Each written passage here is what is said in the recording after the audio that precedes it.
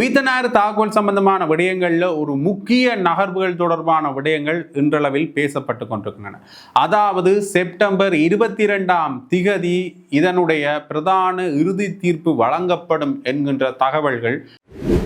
சுரேஷ் செலே கைது செய்யப்பட்ட பிறகு பெரிய அளவிலான அதிர்வலைகள் ஏற்படுத்தப்பட்டிருந்தன. அதற்கு பிறகு அந்த போராட்டத்தில் விமல் வீரவன்ச, உதயகம்மன்பில போன்றவர்கள் கலந்து கொண்டிருந்ததை காணக்கூடிய மாதிரி இருந்தது. அந்த போராட்டம் எதை மையப்படுத்தியதாக இருந்தது என்றால், ஒரு இராணுவ வீரர் ஒருவருக்கு இந்த அரசாங்கம் எப்படியான மரியாதையை செலுத்தி இருக்கின்றது என்கின்ற அடிப்படையில் அந்த போராட்டம் இடம்பெற்றதை காணக்கூடிய மாதிரி.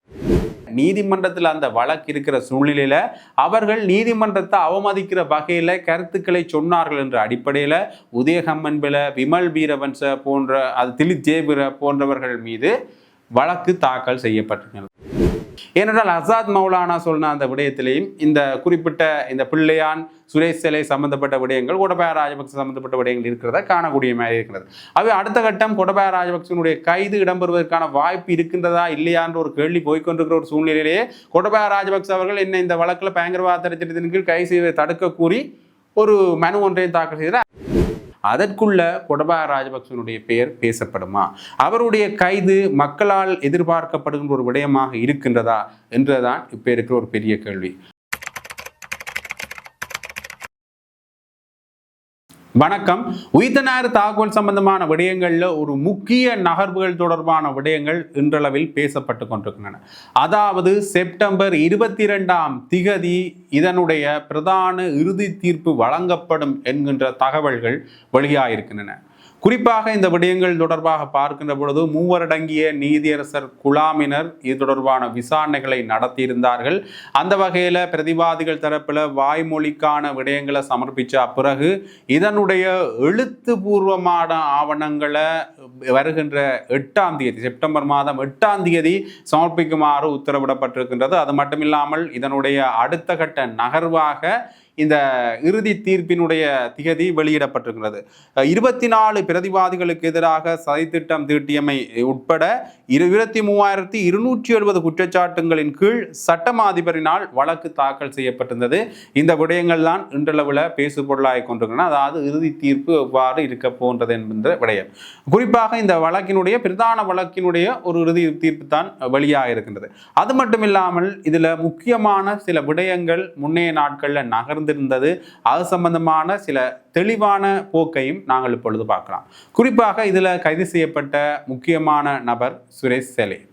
அதற்கு பிறகு இடம்பெற்ற கைதிகளாக இருக்கட்டும், அது மட்டுமில்லாமல் அதற்கு பிறகு கைது செய்யப்பட்ட நபர்களுக்கு மரண தண்டனை வழங்கப்பட்டதாக இருக்கட்டும், பெரிய அளவில் பேசுபொருளான விடயங்களாக இருக்கின்றன. குறிப்பாக பூஜித் ஜெயசுந்தர மற்றும் கேமஸ்ரீ பெர்னாண்டோ அவர்களுடைய இன்றைய நிலைப்பாடுகளை வைத்து பார்க்கின்ற பொழுது அவர்களுக்கு புத்தகம் படிப்பதற்கான சுதந்திரம் வழங்கப்பட்டிருக்கின்றது. அது மட்டுமில்லாமல் அவர்கள் இப்பொழுது ஓரளவு தங்களுடைய இயல்பு நிலையில் இருக்கின்றார்கள் என்ற தகவல்களை ஒரு சிறை அதிகாரி வழங்கி இருக்கின்றார் என்ற விடயங்கள் வெளியாக இருந்தன. முன்னைய காலகட்டங்களில் இந்த கேமஸ்ரீ பெர்னாண்டோவுக்கும் பூஜித் ஜெயசுந்தரவுக்கும் அவர்கள் சிறைக்கு சென்ற பிறகு சிறை கைதிகளுக்கு என்னென்ன விடயங்கள் வழங்கப்படுமோ, அவர்களுடைய கோப்பையாக இருக்கட்டும், அவர்களுடைய ஆடையாக இருக்கட்டும், அந்த விடயங்கள் எல்லாம் வழங்கப்படுகின்ற பொழுது அவர்கள் கொஞ்சம் சோகமாக இருந்தார்கள் என்ற விடயம் வெளிப்படுத்தப்பட்டிருந்தது. பிறகு அவர்கள் இப்பொழுது இயல்புத்தன்மைக்கு வந்து விட்டார்கள். இது இவ்வாறு கேட்க இது ஒரு முக்கியமான நகர்வு இந்த மரண தண்டனை விதிக்கப்பட்டதுன்றதுல.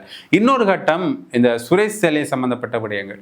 சுரேஷ் செலே கைது செய்யப்பட்ட பிறகு பெரிய அளவிலான அதிர்வலைகள் ஏற்படுத்தப்பட்டிருந்தன. அதற்கு பிறகு இந்த சுரேஷ் செலே ஒரு உண்ணா நோன்பு போராட்டம், ஒரு உண்ணாவிரத போராட்டம் ஒன்றை முன்னெடுத்திருந்தார். இந்த உண்ணாவிரத போராட்டத்திற்கு பிறகு அவருக்குடைய உடல்நிலை வெகுவாக பாதிக்கப்பட்டது என்ற அடிப்படையில் அவர் வைத்தியசாலையில் அனுமதிக்கப்பட்டிருந்தார். வைத்தியசாலையில் அனுமதிக்கப்பட்ட பிறகு ராஜபக்சர்களுடைய ஆதரவாளர்களோ அல்லது இந்த அரசாங்கத்துக்கு எதிரான அல்லது விமர்சன நிலைப்பாடுகளை முன்வைக்கின்ற விமல் வீரவன்ச தலைமையிலான ஒரு குழுவினர் ஒரு போராட்டத்தை முன்னெடுத்திருந்தார்கள். அந்த போராட்டத்தில் விமல் வீரவன்ச, உதயகம்மன்பில போன்றவர்கள் கலந்து கொண்டிருந்ததை காணக்கூடிய மாதிரி இருந்தது. அந்த போராட்டம் எதை மையப்படுத்தியதாக இருந்தது என்றால், ஒரு இராணுவ வீரர் ஒருவருக்கு இந்த அரசாங்கம் எப்படியான மரியாதையை செலுத்தி இருக்கின்றது என்கின்ற அடிப்படையில் அந்த போராட்டம் இடம்பெற்றதை காணக்கூடிய மாதிரி இருந்தது. அந்த போராட்டம் இடம்பெற்று ஒரு சில குறிப்பிட்ட நாட்களுக்கு பிறகு அந்த போராட்டம் தொடர்பான எந்த ஒரு பேசு பொருளையும் இல்லாமல் தான் இருந்தது. குறிப்பாக அவருடைய மனைவியார் அந்த போராட்டத்தில் பங்கு பெற்றிருந்தார், அவருடைய தாயார் பங்கு பெற்றிருந்தார். அவருடைய தாயார் பேசுகின்ற பொழுது இனி வருங்காலங்களில் இளைஞர்கள் இங்கே இராணுவத்துக்கு வருவதற்கே யோசிப்பார்கள். கிட்டத்தட்ட அவருடைய மொழிநடையை பார்த்தா இளைஞர்கள் இராணுவத்துக்கே நீ வரக்கூடாது என்கின்ற ஒரு அடிப்படையில் தான் அவர் போராட்டத்தை முன்னெடுத்திருந்தார். காரணம் என்னென்னா, எனது மகன் இவ்வாறு பாதிக்கப்பட்டிருக்கின்றார், அவருக்கு சரியான மருத்துவ உதவிகள் வழங்கப்படவில்லை என்கின்ற விடயங்களை முன்னிறுத்தி அவர்கள் தங்களுடைய போராட்டங்களை முன்னெடுத்திருந்தார். ஆனால் அந்த போராட்டம் நடைபெற்ற பிறகு ஒரு சில நாட்களுக்கு பிறகு அந்த பேசுபொருளையே காண கிடைக்கல. குறிப்பாக விமல் வீரமன் சபா இருக்கட்டும், உதய கம்மன் பிளவா இருக்கட்டும், அது தொடர்பாக எந்த ஒரு கருத்துக்களையும் பேசாத ஒரு நிலைப்பாடு இருந்தது. ஏன்?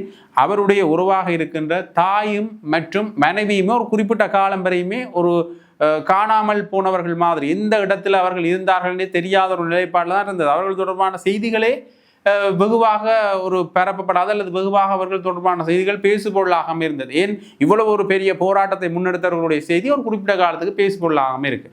அதற்கு பிறகு இப்பொழுது அவருடைய தாயார் ஒரு கடிதம் ஒன்றில் ஜனாதிபதி அன்ருகுமார திசாநாயக்க அவர்களுக்கு சமர்ப்பிச்சிருந்தார். ஒரு இராணுவ வீரர் என்ற வகையில் அவர் எவ்வாறு நடத்தப்பட வேண்டும் என்கின்ற அடிப்படையிலேயும் அவருக்கான மரியாதை கொடுக்கப்பட வேண்டும் என்ற அடிப்படையிலும் அந்த கடிதத்தில் அமைந்திருந்தது. ஜனாதிபதி அன்ருகுமார திசாநாயக்க அவர்களையும் அவர் சந்திக்க இருப்பதாகவும் அந்த கடிதத்தில் சொல்லியிருந்தார். அதே மாதிரி அவருடைய மனைவியார் ஒரு கடிதம் ஒன்றை எழுதியிருந்தார். அந்த கடிதத்தில் அவருக்கு இருதய நோய் இருக்கின்றது. அவர் உண்ணாநோன்பு போராட்டத்தை நடத்தின பிறகு அவருக்கு இருதய சிகிச்சையும் இடம்பெற்றிருந்தது. இருதய சிகிச்சையில் அவருடைய இருதயத்தில் ஒரு கருவி பூட்டப்பட்டிருந்தது. அந்த கருவியால் தான் அவர் இப்பொழுது இயங்கிக் கொண்டிருக்கின்றார். அடுத்த கட்டமாக அவரை தடுப்பில் இருந்து நீக்கி விளக்கமறியலில் வைத்து அவருக்குரிய சகல மருத்துவ வசதிகளும் செய்து கொடுக்கப்பட வேண்டும் என்கின்ற ஒரு கடிதத்தை மனைவியார் எழுதுகிறார். சரி, இப்போ அவர்களுடைய உறவு நிலையில இருந்தால் இதை பார்க்கக்கூடிய மாதிரி இருக்கின்றதை தவிர அதில் இருந்து அப்பாற்பட்டு அரசியல் ரீதியாக போராட்டங்களை மேற்கொண்ட விமல் வீரவன்சவோ உதயகம்மன் பிளவோ இதில் பேசுபொருளாக இருக்குன்னாரான்னு கேட்டிங்கன்னா இல்லை. அதனுடைய பின்னணி ஏனென்று பார்த்தால் அவர்கள் சம்பந்தப்பட்ட வழக்கு ஒன்று இப்பொழுது நீதிமன்றத்தில் இருக்கு. என்னென்னு பார்த்தீங்கன்னா, சிடிக்கள் ஒப்படைக்கப்பட்டிருக்கின்றன. உயிர்த்தனார் தாக்குதல் சம்பந்தமான விடயங்கள் பேசுபொருளாகி கொண்டிருக்கின்ற சூழ்நிலையில் நீதிமன்றத்தில் அந்த வழக்கு இருக்கிற சூழ்நிலையில் அவர்கள் நீதிமன்றத்தை அவமதிக்கிற வகையில் கருத்துக்களை சொன்னார்கள் என்ற அடிப்படையில் உதயகம்மன் பில, விமல் வீரவன்ச போன்ற அது திலித் ஜேபிர போன்றவர்கள் மீது வழக்கு தாக்கல் செய்யப்பட்டிருக்கிறது. ஒருவேளை அந்த வழக்கின் பின்னணியால் தான் இவர்கள் மீண்டும் இந்த போராட்ட வடிவங்களை மேற்கொள்றதோ அல்லது இந்த சுரேஷ் சிலை சம்பந்தப்பட்ட ஒரு விடயத்தை பொது வழியில் பேசுறதையோ காணாமல் இருக்கக்கூடிய ஒரு சூழ்நிலை இருக்குது. ஆனால் இன்னொரு விதத்தில் பார்க்கின்ற பொழுது தொடர்ந்தும் சுரேஷ் சிலைக்கான நீதி என்கின்ற ஒரு கலந்துரையாடல் நடத்தப்பட்டதை காணக்கூடிய மாதிரி இருக்குது. ஏன் சுரேஷ் சிலை கைது செய்யப்பட்ட அப்புறம் அவருக்கு மருத்துவ உதவிகள் வழங்கப்பட்டதா, அது சம்பந்தமான ஒரு கலந்துரையாடல் ஒரு கூட்டம் என்றே சொல்லணும். கிட்டத்தட்ட சுரேஷ் சிலைக்கான நீதியை நாங்கள் கிடைக்கணும் என்ற ஒரு போராட்ட வடிவத்தை ஒரு கலந்துரையாடல் கூட்டமாக அவர்கள் மாற்றி இருக்கிறார்கள் என்றே சொல்லணும். அந்த கூட்டத்தில் பெருவாரியாக விவாதிக்கப்பட்ட விடயம் என்னென்று பார்த்தீங்கன்னா, சுரேஷ் சிலை மீது தவறு இல்லை என்ற ஒரு நிலைப்பாட்டில் அந்த கூட்டத்தில் பேசப்பட்டது. குறிப்பாக வெளிநாட்டு அறிக்கைகள், வெளிநாட்டு விசாரணைகள் தொடர்பாக பேசப்பட்டிருந்தது. அமெரிக்காவினுடைய FBI அல்லது ஆஸ்திரேலியாவுடைய புலனாய்வுத்துறையோ தந்த தகவல்களில் இலங்கையில் செய்யப்பட்ட வெடிபொருட்களால் இந்த குறிப்பிட்ட உயிர்த்தனார் தாக்குதல் நடைபெறவில்லை. இந்த தாக்குதலுக்கு பின்னால் ஒரு அமைப்பால் பயன்படுத்தப்படுகின்ற குறித்த வெடிபொருட்களும் அந்த அமைப்பால் பயன்படுத்தப்படுகின்ற இந்த வெடிபொருட்களுக்கான திரவம், அது செய்வதற்கான ஒரு திரவம் தான் பயன்படுத்தப்பட்டது என்கின்ற அடிப்படையில் அந்த புலனாய்வு தகவல்கள் இருக்கின்றன. ஏன் அந்த புலனாய்வு தகவலின் அடிப்படையில் எங்களுடைய அரசாங்கம் விசாரணை நடத்தக்கூடாது என்றைக்கு அவர்கள் இன்னொரு விஷயத்தை முன்வைக்கின்றார்கள்.